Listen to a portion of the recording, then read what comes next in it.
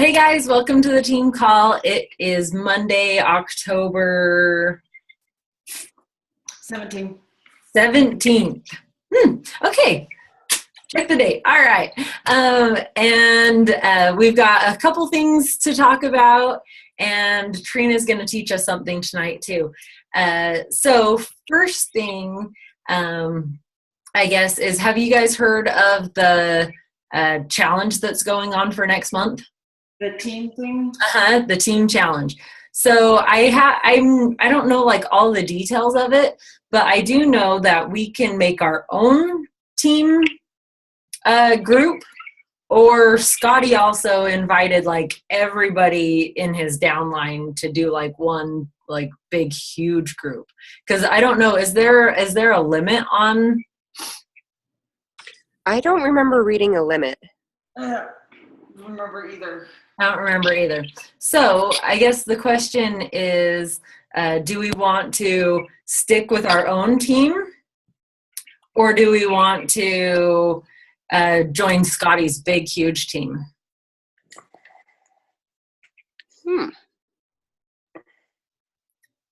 Good question. Really good question, huh? I guess maybe we'll have to look into, I don't know, if he opened it up to like everybody. Pay attention. I was texting We'll have to, I guess if he opened it up to like everybody, then I can't imagine that there would be a limit, because Scotty's whole downline is huge. So I don't know. What do you guys feel? Do we want to keep it smaller and just us, or would you like the atmosphere of a big group? What is the challenge itself? Team spirit. Team spirit.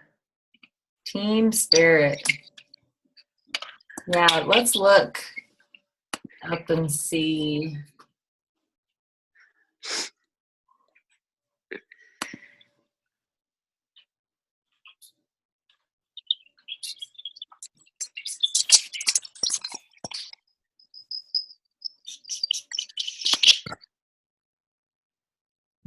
Is anybody else in the FAQs yet? I am. You can read it. Team Spirit Competition is a month-long fun and friendly competition between coach organizations who compete for the ultimate bragging rights and recognition, including having their team logo brand immortalized on a banner displayed at Beachbody headquarters. How does it work? Coaches register themselves individually and as part of the team organization they identify with. The team with the highest average Team Spirit points at the end of the month becomes the Team Spirit champions. The Team Spirit points are accrued by earning success points, success club points, and by My Challenge Tracker activity. There are opportunities for both teams and individuals to win. Teams can win in the following 5 categories: the Team Spirit champion, high number of success club points, highest average number of success club points, most participants on a team, most spirited teams. Individuals can win the following categories: achieve success club 5 and be the top 20 quarter force challenge pack sellers. And then there's about another 3 pages of information on this stuff. Nice. It's long. Yeah, so it sounds like we can, the number of coaches is unlimited, it sounds like. So I guess that's, yeah. How do coaches participate? Each coach must register and enter the team name, and founder of the team organization they are associated with. Team Spirit team is any group of at least 20 coaches who self-identify with a specific coaching organization or brand. This could be a group of your personally sponsored coaches who identify themselves with you, or a collection of coaches across multiple organizations who share a common bond or brand. Beachbody will not be validating what team coach belongs to. It's just based on your selection during registration.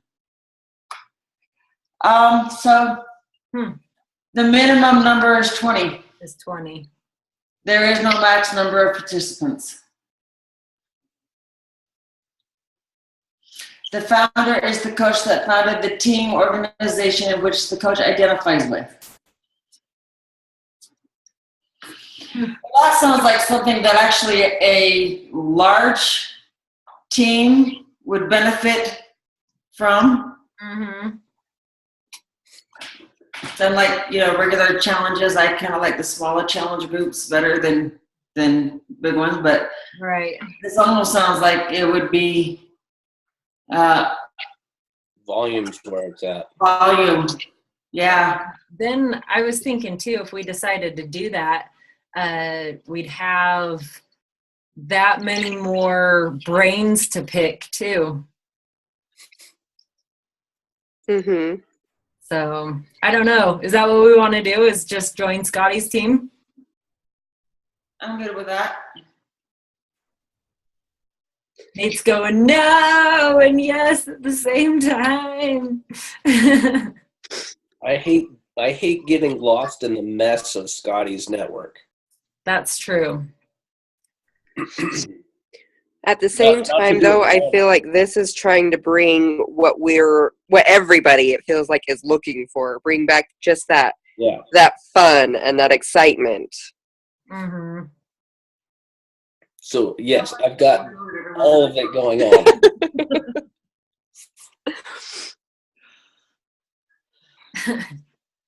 Sweet. All right. Well, maybe I'll post in our team page and just see how many we would even have wanting to join it and what everybody would prefer, I guess.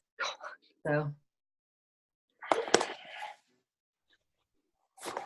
I'm not even sure what they're doing. Oh, geez. I just gotta say, I'm grateful Casey's downstairs right now. Oh, no. And this is going on YouTube. All right. Bring back the fun. This is true. All right. So, was there anything else I'm excited for Trina's call. talk about? Yeah. Did you guys all listen to the National Wake Up Call today? No. Okay. Don't feel bad because This is recording going on YouTube. this is one that I actually have listened to in the last probably month, I would say. So don't feel bad because I still have a month or so to go back and listen. But she did a good job of, there's a couple of questions that she asked in there. It really was like going back to like, okay, what makes a successful coach? And really knowing your deep down why is what makes you a successful coach. So she did ask some questions in there. I think they said around what was I writing in? Was I writing back here? I think I must have been. Minute 22 or 23 or something. 23 minutes in. And then, on the 2-star call, which I actually got on today, there was another, they kind of fed off of those questions. And some of the ones that they were saying was, ask yourself, who will suffer if I don't work every day? Who's really going to be the one that suffers? You? Or somebody that's depending on you? Or, somebody that's got big dreams and wants to do things with their life, and usually big things take money. And so You know what I mean? Another one was, what will I be able to do that I can't do now? What will I be able to do then that I can't do now? What can I do to contribute to my community? How will I reward myself when I hit my goals? And am I having fun with it? I was like, oh, good questions. So I wrote all those ones down. But definitely go listen to the National Wake Up Call, because she did have some really good questions. Questions that she would ask, you know, I was thinking like personally for myself for today, but they were ones that she asks her new coaches to really help them get their vision and develop their why and all that good stuff. So anyhow, make sure you go back and listen to that, and we'll turn the time over to Trina. Okay. Since I'm in this MIA class, I thought I would just share what I am currently learning, because one of the things that they, in an interview that she had with some guy named Bob, that you want to invest, learn, and teach. So I'm going to talk about branding.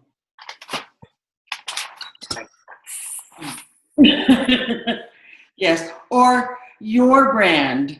What does your personal saying that you have a personal brand mean to you? Is it something you do? Is it something you look like a logo? You know, your brand is actually you. It is who people have come to expect from you professionally, that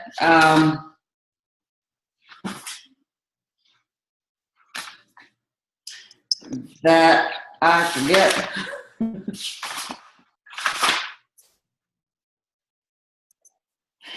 It is what people can expect from you on a professional level, and that can be whether or not you show up every day. But it's not just showing up. It is what you show up with. Your brand is your reputation, the things you stand for, your authenticity, and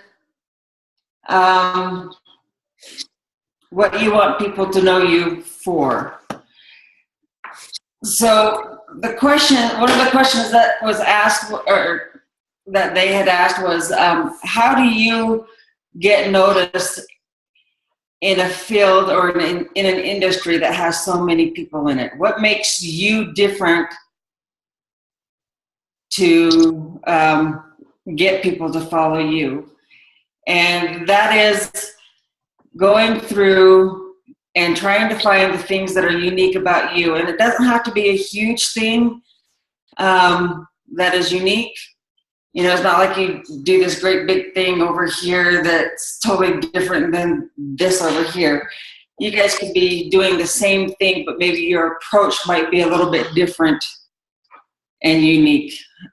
She uses the example of Rachel Ray and all the people that has a cooking show. But what is unique about her is the fact that she is self-taught. She grew up with cooking with her grandparents and her family, and she brings that up. And sometimes it's those little unique things where we have to actually say all the time what it is that makes you just a little bit different than somebody else, so that people can identify you by that little nook or that little piece of uniqueness that's in you.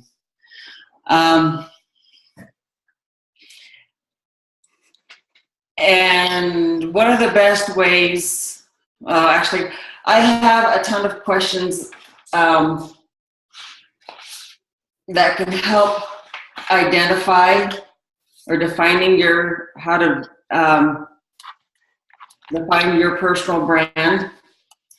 And they were questions that I'm ready. that I forget, or that I actually didn't hear in any of the branding classes that we went to at the Summit. I went on a different route than you guys did. But one of the questions is, how do you hope potential customers or future customers will see you?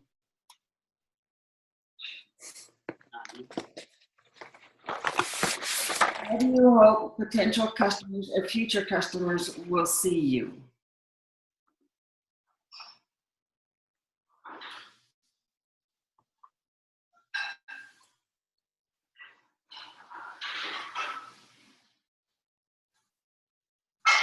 Second one is, how do you suppose most people see you?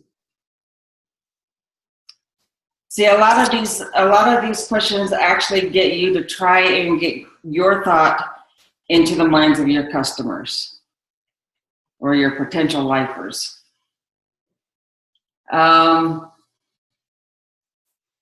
Using 5 adjectives or short phrases, describe your personal brand's desired look and feel.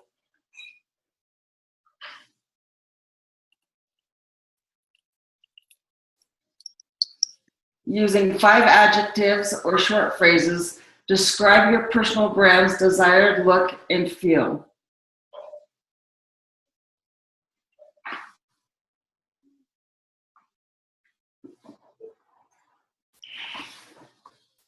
Now, if you did not know you and you went to your like page or your website, are those adjectives the ones that you would use in describing your website? Do they match if you didn't know you?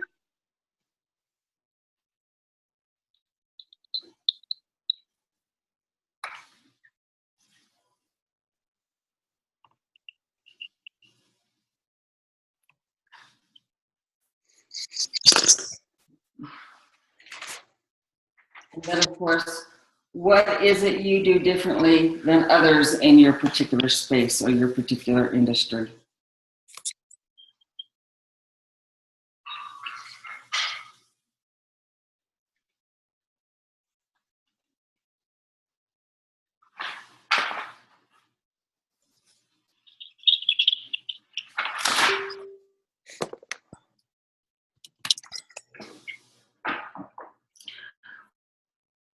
What common qualities, practices, styles, or approach do you see in your colleagues or other businesses in your industry that you choose to avoid?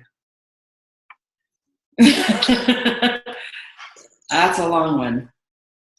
What common qualities, practices, style, or approach do you see in your colleagues or other businesses in your industry that you choose to avoid?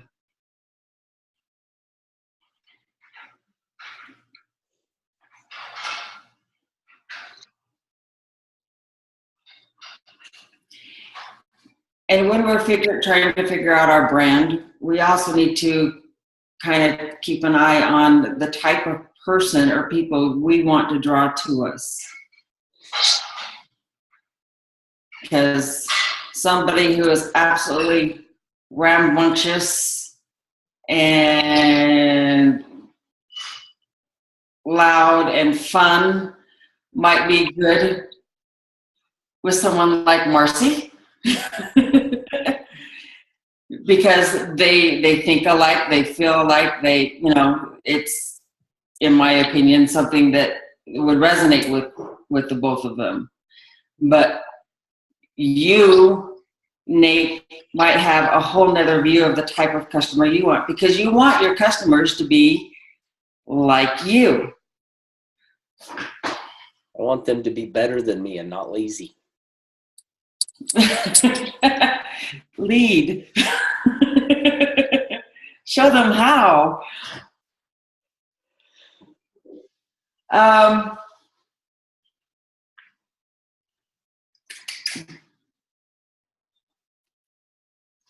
What qualities are most attractive to you or feel the most comfortable when you think about the type of people you enjoy working with? What qualities are most attractive to you or feel the most comfortable when you think about the type of people you enjoy working with?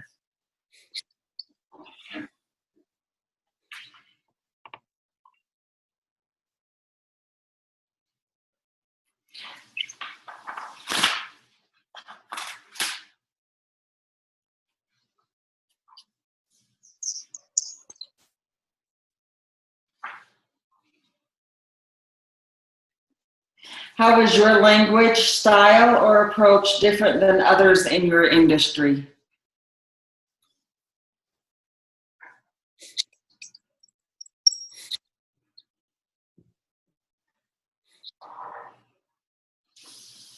And why is what you do important to you?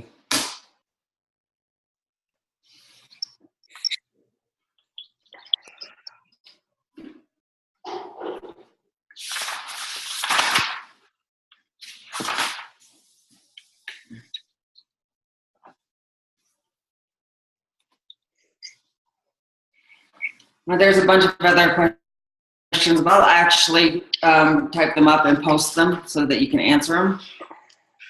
That would be awesome. But those ones I thought were pretty good ones that I thought were important to me that I wanted to answer. Because some of them are really mind-boggling when you try and get into your customer's mind and think, okay, and that's in what it is that they see you and how you want your brand to be seen. You know, but mostly your brand is who you are, and who you are is who you want to attract. One of the other important things that they were, at least I felt it was important that she was explaining, was that a lot of people try to do things that include everyone. And when you try to include everyone, you end up including no one. So when you start identifying your lifer, kind of like that video I did earlier here a couple weeks ago, those are the type of people that you are talking to, because there's going to be a whole lot of people that are going to resonate with who you are when you are being authentic and real, and identifying yourself through the things that, you know, how you answer your questions, and you can find a path that helps you marry who you are to how you are showing who you are online, whether it be your website or your Facebook page. So, and I think it was all these questions that kind of woke me up to, because we've talked about branding before, and we've heard a lot of things about branding, but I personally didn't get it. Like, well, I'm just me. But when there's like 30 questions, 20 questions total. And when you're going through, it's like, I don't even know how the hell to answer half of these. But it gets you thinking, and that's the whole point, you know,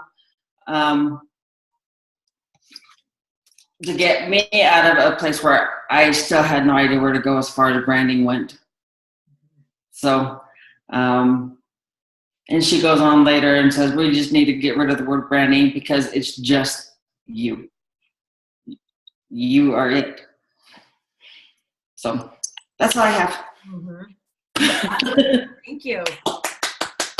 Lots of good stuff, for sure. I have a whole page full of notes. Can I take a picture of Megan's notes because she writes better than I do and I can actually read it? And how are you going to answer the questions? There's question marks. All I can do is write them down. On your paper? In my head. In your head. Write them down in your head so you can read them. I'll write all of them down. Sweet. Awesome. All right. Marcy, did you have something you were going to say? Huh? No, I'm good. Okay. I was just taking it off so now we could do group combo. I know. I was like, Marcy just unmuted herself. Yeah, that's my picture or my paper. My notes. So, awesome. All right. So do you guys have any questions about any of that for Trina or for anybody? I'm trying to go. I was doing this in my head as we were going. Cause like I'm like Scott back there, not writing things down. Not bad. But I was trying to go through this, and you're talking about how you do it, and I did that whole logo thing up not that long ago. And you've seen it, Megan. So you guys have all seen it. It's on my Facebook page and everything. But I'm looking at my logo, and I'm trying to think, does that really look like me? But it looks badass. But is it really like you were saying, the fun, energetic, outgoing, loud, crazy me? So I was like, how do I incorporate all that into that logo? You need to have rainbow unicorns like battling each other. Yeah, right. With mohawks. I'm like, how am I doing Team Sharp and Fit and being this badass, but yet I'm supposed to be fun, outgoing, and energetic? How the hell is this working? Mm-hmm. Is it a new logo? I did it when at Summit. At Summit? On my way back from Summit. So, I mean, it's on my like page and on my personal page too, I believe. On my cover. Oh, I think. shame on me. But yeah, now I'm like, now I gotta look into all that. I'm like, oh crap, wait. Mm-hmm. Your cover page? Yeah. Well, your after picture looks very sassy, so that is you also. There we go. Got the sassiness. Got the badassness. Oh, I like the star. I don't know. Maybe I'll just have to incorporate that into a different picture or something. I don't know. We'll have to see. Yeah.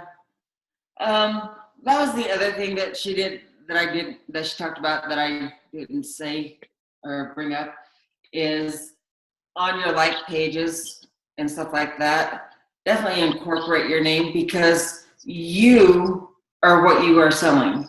Mm-hmm. And so I need to change mine to make sure that my name is in it because that's who I am. We are not our product. And that goes back to the whole, people buy into you before they'll ever buy your product. So we should make sure that our names are identified somewhere. But I think, Megan, you guys have had yours for quite a while and people know it, just kind of like Fit and Funky. Mm-hmm. Mm-hmm. You guys have been able to make it work, but those of us who are new, it might be better for us to make sure that people can identify us for us. Right. So That's why I walked away from my like page. I couldn't get it to get traction.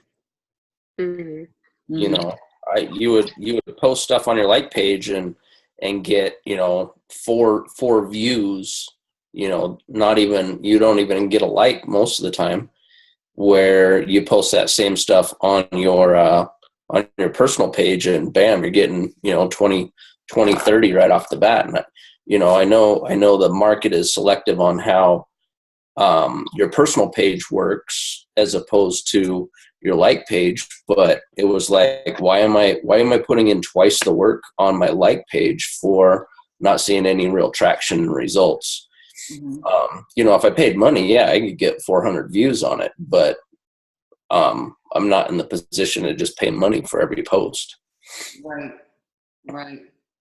The gal who I'm accountability partners with for this class, and I've seen the other people do it, Bridget being one of them, basically saying, hey, I am moving all of my activities to my like page. If you want to continue following me, go here and like it. So he just did that today, so we'll see how that goes. And I will be changing my like page name and probably doing the same thing. And what I've kind of done is switched it. I post different content. Like I used to post all the same on both, and now I'm trying to switch it to where I'm posting different content on my like page versus what I'm actually posting on my personal. Right. That's what I've started doing too, posting more of like the more personal stuff about myself on my personal page, sharing the stuff that I want to my like page, and vice versa, posting more business related stuff on my like page and then sharing it on my personal page.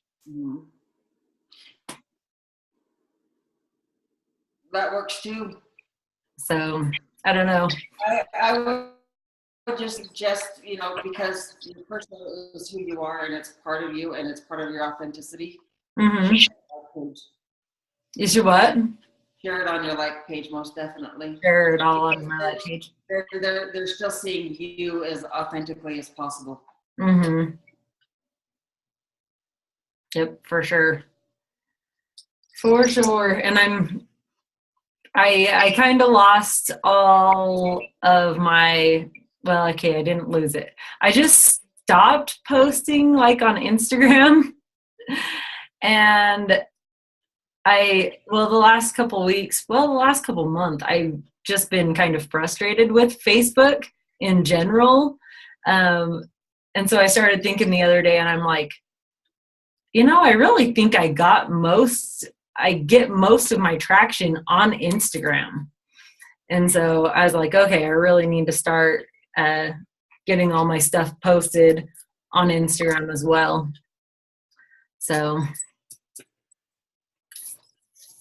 yeah, I've noticed that I've started using Instagram a little more, and I almost prefer Instagram more than I do Facebook. Right. Well, it seems like on Instagram, it's easier to just like and comment on random people's stuff, because if their profile page is open, even if you're not following them or they're not following you, if they hashtag anything and you search that hashtag and their picture comes up, it's a lot easier to start a conversation than it is on Facebook. Without having to go through the send a friend request and then message them, you know what I mean? Like all their stuff and then message them. You actually just start a conversation on their pictures on their Instagram. So I have that class too. Is anybody playing on that Snapchat thing? A little bit. I 50. have a hard time with it, because it seems like unless you know them from somewhere else, it's hard to connect with anybody. Because it's not like anybody can, I don't think anybody can just search your stuff, right? I don't know. Difficult, and every time I put share on my story, at some point it disappears, so I never have any stories gathered. Oh, really?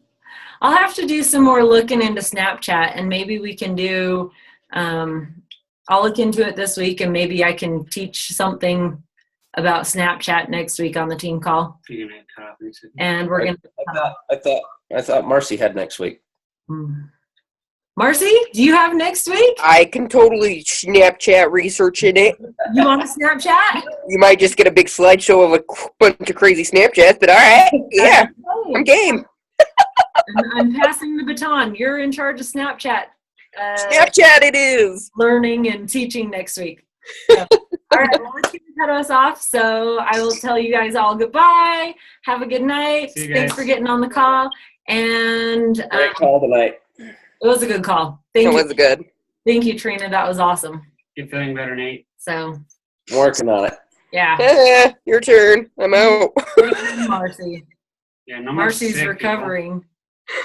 Uh, A lot of sick people lately. the kids on the